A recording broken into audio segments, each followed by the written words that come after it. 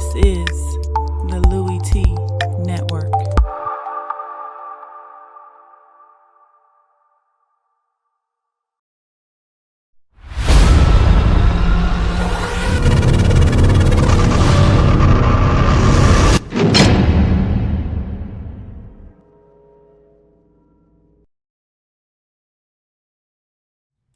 Who else could it be? Me, your man, Louie Tee. Welcome to lockdown coverage. Week number 5 in the National Football League. Los Angeles Rams off to a red hot start at 3-1 on the season, taking on the all of a sudden resurgent Buffalo Bills, winners of 2 straight, coming into the game at 2-2.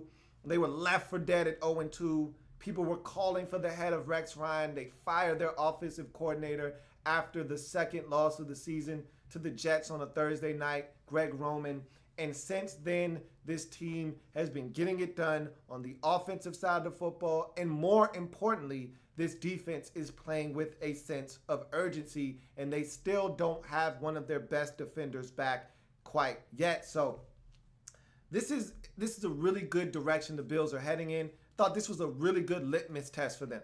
Rams team playing with an abundance of confidence. They're winners of 3 straight. They're at home. They feel good about what they're doing. You're winners of 2 straight if you're the Bills coming into this game. Who was going to find a way to get it done? And I thought I knew the answer to that, but I needed to see confirmation on the football field for myself. But before we get to this breakdown, welcome to the Louie Tee Network. For those of you who are new, subscribe to the Louie Tee Network for more great content in 2016 and beyond. A lot of great content on this channel, as you can see, and the archives are readily available for you to access. Louie Tee Network on YouTube. Subscribe to this channel. Also, I'm on Twitter. In the Lab Room is the Twitter handle. If you're on Twitter while you're watching the live feed, be sure to leave me a comment so that I can address you at the end of this breakdown. If you're happening to be watching on YouTube, go ahead and make sure you use the hashtag LouieTeeLive. If you're on Twitter, same thing, LouieTeeLive is the hashtag to have your comment read at the end of this breakdown. I'm also on Facebook. In the Lab Room is the Facebook page. Give me the thumbs up and like the page. So let's jump into this breakdown. Likes, dislikes, banana in the tailpipe for both teams in this football game. We start with the road team, and we start in the first half with the Buffalo Bills. Opening drive was pretty good, and this is coming off the heels of the Rams having a nice opening drive. The difference between the two teams, Rams settled for a field goal, and the Bills were able to overcome some obstacles. Tyrod Taylor lining up behind in a shotgun snap behind the guard instead of the center, and the center snapping the football and it going 20 yards behind. It seems like the line of scrimmage, more like 10 or 12. In any event, it was a long down and distance situation that was set up by the mishap, and Tyrod Taylor scrambles for like 17 on 3rd and 16, so he made up for it. And they had a number of third downs in that opening possession, but they found a way to convert each and every single time, including the final third down of the possession inside the red zone when they got in the end zone on the opening drive of the game. So I thought it was a really good start for them. You're on the road against a team with some confidence that's won 3 in a row. That's the way you want to start the game, by getting into the end zone early in the ball game. Forcing a fumble of Todd Gurley, Lorente McCree forces the fumble. It's then recovered by Corey Graham. That's a huge play in the first half. You're on the road. You want to generate some turnovers. You want to get some short fields for your offense. That's the way to do it. And this Bills defense has been a changed defense since the move. And it's crazy. You get rid of your offensive coordinator and the defense all of a sudden becomes better. I don't know if there's a correlation there or not, but this Bills defense has been so much better since the removal of Greg Roman as the offensive coordinator. Some of that may have to do with the fact that they're running the football a lot better with Shady McCoy, and I didn't think he was touching the football enough with Greg Roman as offensive coordinator. I didn't know if Roman needed to necessarily be fired because of it, but it's definitely proved to be a shrewd and prudent move for the Bills, as Shady McCoy has been the biggest benefactor offensively of Greg Roman's termination And now the defense, as a trickle-down effect, is becoming better because they're getting longer breaks on the sidelines. And I think they're just playing more inspired football. And I don't know if that has anything to do with Greg Roman, but this defense has been much improved since Greg Roman's dismissal as the offensive coordinator. Shady McCoy, man. What more can I say about Shady McCoy? This guy has been outstanding. And I just talked about since Greg Roman's departure as the offensive coordinator, Shady McCoy has been the single biggest benefactor. He's a guy that early in the season, everything was to the outside. They weren't getting him the football in the passing game enough. They weren't doing enough things to get him out in space to allow him to be a dynamic playmaker that we all know that he can be with the football in his hands. Since then, a lot of inside runs where he's able to break it to the outside if need be. And they've been hitting, and they hit the Rams hard and often in this game, right up the gut. And Shady McCoy was, again, a huge part of the reason why the Bills were able to win again. He was tremendous in this ball game. A lot of big runs setting up Bills touchdowns. He himself didn't get into the end zone in this game, but he set a bunch of guys up to get in the end zone with his long runs in this football game. Tremendous close to the half for the Bills to get a field goal. They moved it down the field, used their timeouts properly, and was able to get into the range of Dan Carpenter to bang home a field goal to give them a 16-13 lead after the Rams had went down the field and got this game knotted up at 13. So I thought it was a great response by the Bills late in the first half to get a field goal to give them the 16-13 lead at the halftime break, which they deserved because I thought they outplayed the Rams in the first half, and they actually had a lead to show for it at the break because of that final drive of the first half. You go to the first half likes for the Rams in this game. Nice opening drive. Like I said with the Bills, the difference between the two was the Rams didn't get in the end zone. They had to settle for a field goal. And that's how you lose ball games. You know the mantra, you know the motto. Field goals don't win games, touchdowns do. And the Bills got in the end zone. Rams had to settle for a field goal. But still was a nice drive with rhythm, great balance, nice balance of run and pass. Case Keenum was sharp early. They moved it down the field. They just stalled out. And they had a penalty that I'll talk about a little bit later on that really hindered them on that opening drive. Bills block, or they blocked the Bills' point after on one of the touchdowns. That's a huge play. Anytime you can take points off the scoreboard, I'm all for it. Bills get in the end zone, but don't get the extra point after their second touchdown. Would have been 14-3. Instead, it was 13-3, which changes things because now 10 points ties you the ball game instead of needing a 2-point conversion at some point in the game to have this game get tied up. So that was a huge play by the Rams in this game, blocking the extra point. Tavon Austin, showtime! We know about his exploits on the football field, what he does in a returns game. He's being featured more as a receiver this year, and I like the fact that he's getting the football more as a receiver. I like the fact that they're lining him up in the backfield and allowing him to run the football. The more he touches the football, the better it is for the Los Angeles Rams. And if they could get him the football anywhere from 12 to 15 times in any given game, it's going to benefit the Rams offensively because Case Keenum isn't a quarterback that's going to win you games. But if you can put the football in the hands of Tavon Austin, he is a guy that can win you football games. And whether it's a hitch, a bubble screen, a slant, a toss out of the backfield, a jet sweep, he's the type of guy that if you get it in his hands, he can take an 8-yard gain and turn it into an 80-yard gain in a moment's notice. So that's the type of player you want to see touch the football 12 to 15 times in a ball game. And that's what I think they're trying to put an emphasis on with the Rams right now. And I like the fact that they're trying to get the football in Tavon Austin's hands. Good end to the first half with a drive that resulted in a touchdown that knotted this game up at 13 apiece. Rams moved the football down the field, got into the end zone on a 1-yard Todd Gurley touchdown plunge to get them back into this game at 13 apiece. They would later go on to give up a field goal right before the half, which would allow the Bills to take a 16-13 halftime lead. But getting points before the half, always big in my book. They were able to do that before the end of the first half. Let's go to the first half dislikes for both teams. Tyrod Taylor lining up behind the guard and having the football snapped and having it carry him 10 yards beyond the line of scrimmage, or behind, I should say, the line of scrimmage. That's more of a folly. That's more of a blooper than a dislike. It was funny to see because they actually overcame it. That's what makes it funny. If they would have had to punt because of it, then it's no laughing matter. But because he was able to pick up the third down by using his legs in man-to-man coverage and find a way to get 16 on 3rd and 15 or so, you're able to laugh about it after the fact. Blocked extra point. Look, you need all the points you can get. You can't afford to have extra points blocked in a game where it was close at the end.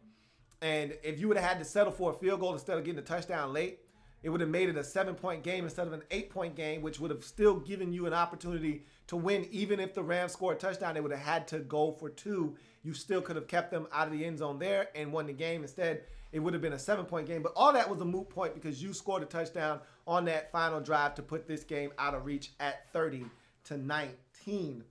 Let's go to the Bills' first half dislikes, the Rams' first half dislikes. A false start penalty on the first possession. They were moving the football in that opening possession. I talked about them having to settle for a field goal. Part of the reason why they had to settle for a field goal was because of a false start penalty on one of the guards, which set them back in down and distance. They weren't able to convert and had to settle for a field goal.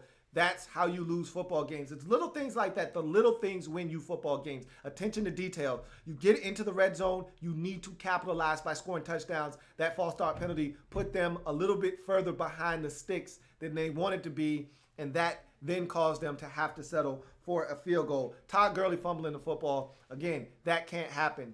You're not good enough, even though you were 3-1 coming into this game, you're not good enough to fumble the football away.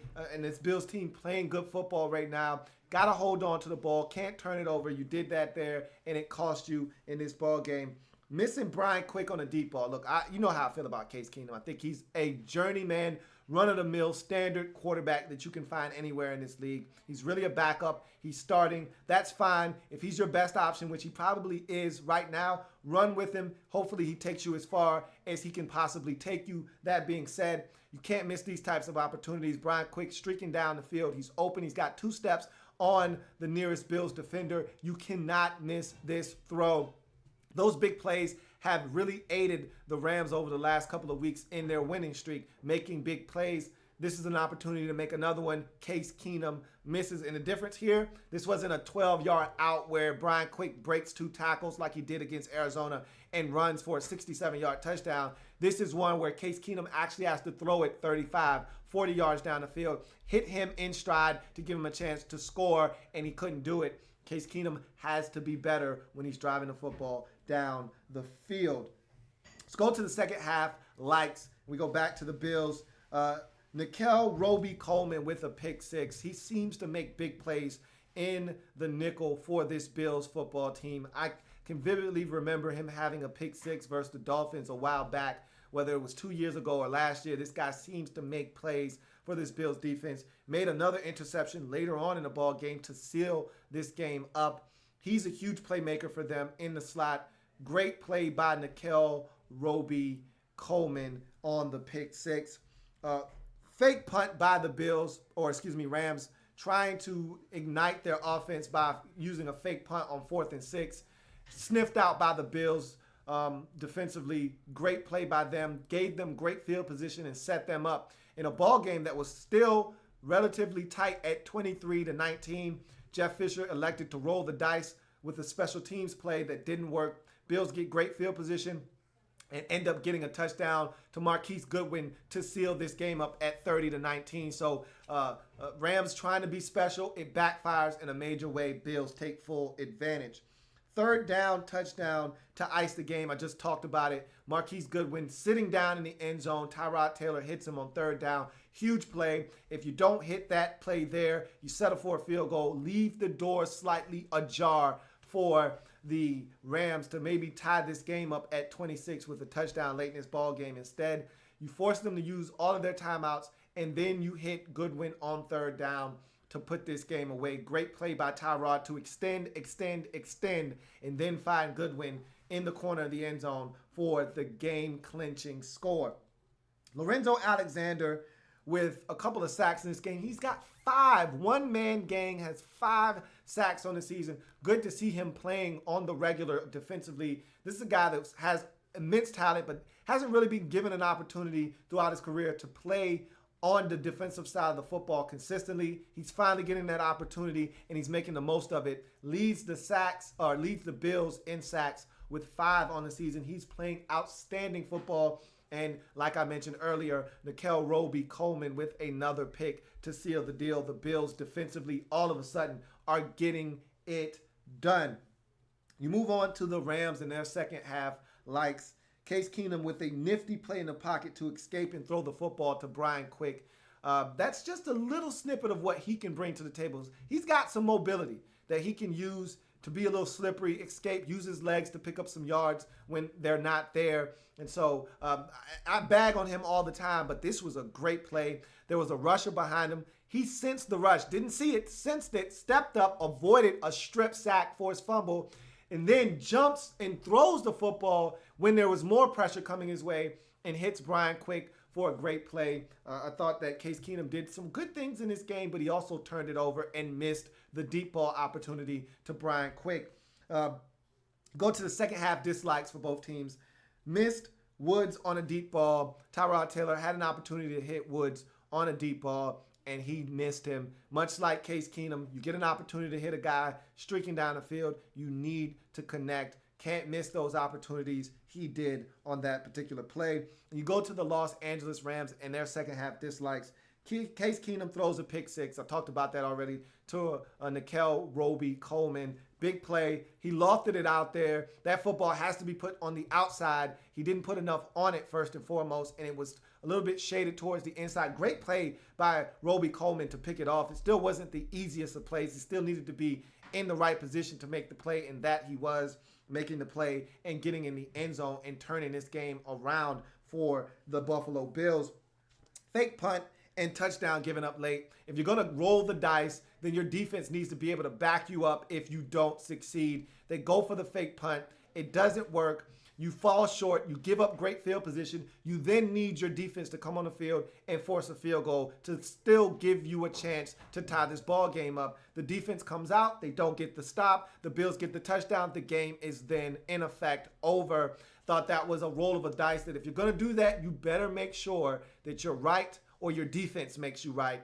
And neither of those things happen. The Los Angeles Rams lose this football game 30-19. I do have a banana in the tailpipe for the Los Angeles Rams in not just in this game. This is a macro look at their season. I think they have trouble beating teams outside of their division. They play extremely well when it comes to teams inside the division. They've already beat Seattle. They've already went on the road and beat Arizona. But they struggle with teams outside of the division. We've seen them get gashed this season. I'm not sure if I'm buying this defense as a legit powerhouse defense. They can get after the quarterback. They can make you uncomfortable. But are they consistently good? They were gutted in this game by Shady McCoy. We saw Carlos Hyde gut them in week 1. We've seen them give it up this season before, but we've also seen them be dominant at times against Seattle, against Arizona.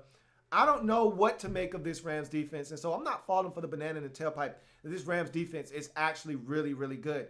I think they're a solid defense that has playmaking ability, but I'm not sold on this Rams defense as being legit as one of the better defenses in the league. They're too inconsistent for me right now. I'm not falling for the banana in the tailpipe that this Rams defense is really good. Tampa Bay scored 32 points on them. I'm not sure that this Rams defense is all that it's chalked up to be. When they play in the division, they're lights out. When they play outside of the division, I'm not sure that they're the team that everybody thinks they could potentially be on the defensive side of the football. So that's going to do it with no comments to read. That's going to do it for this edition and really the week 5 edition of a Lockdown Coverage. Every game has been broken down here on Lockdown Coverage. Sans for the Monday night game, which will be done on Monday Night Football overtime directly after the Monday Night Football game tonight. Bucks at Panthers. No Cam Newton in that game. So, and a ton of injuries for both teams on both sides. So we should see a very sloppy game tonight in my estimation. We'll see what happens in that ball game. But if it happens in the National Football League, whether big or small, we cover it all here in the lab room. Lockdown coverage is complete. Rams lose at home to the red hot Bills, winners of 3 straight, who now are 3-2 on the season. And with the 49ers up next on the schedule, could easily make it 4 in a row. This Bills team playing outstanding football. Let's see if they can keep the train going. For the Rams, tough loss. You're now 3-2. Get back on the horse and see if you can continue to play the type of football that had you in first place when this game was at its start. So that's going to do it for me. Remember, we're changing the game one live feed at a time. I will see you for Monday Night Football overtime. I'll see you later on. Enjoy the game. Have a good one.